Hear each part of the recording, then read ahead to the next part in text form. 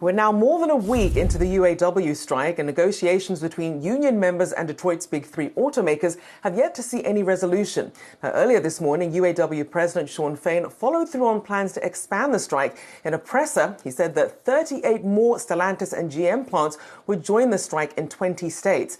Now that United Auto Workers Union will expand its picket lines, what's to come?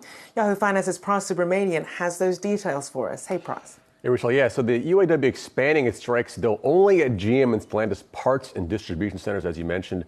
As UAW President Shawn Fain said, it had made real progress with Ford, but not the other two. So with Ford, the union secured COLA reinstatement, the right to strike at closed plants, enhanced profit sharing, immediate conversion of temp workers, among other things. Fain said Stellantis and GM need some pushing in this regard.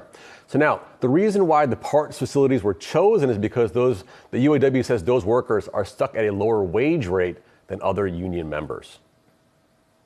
And so, Pras, a lot of people have been really looking at the strategy here, first starting with those few targeted plants here, and now when it comes to parts and distribution. How key is it to really break it out piecemeal like this?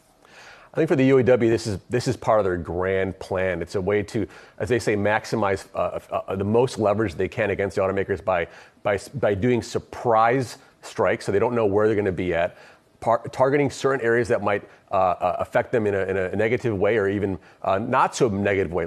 So for instance, for Ford, they backed off their parts distribution. They only hit GM and Stellantis, so they're going to give them a little break there. But they're still maintaining these strikes across the other three major plants that they announced last week. So what they can do now is sort of ratchet that up if they need to in the future. Let's say things are going badly, they might go after the more profitable truck plants. Right? That was the rumor that they might do.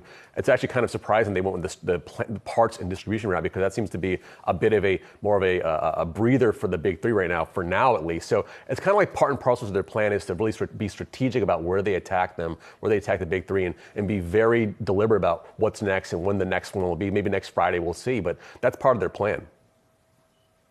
Well, at least seeing some progress, at least on Ford's front at the moment. We'll see what happens with the other two. Big thank you for getting us up to speed. Pras Subramanian, thanks so much.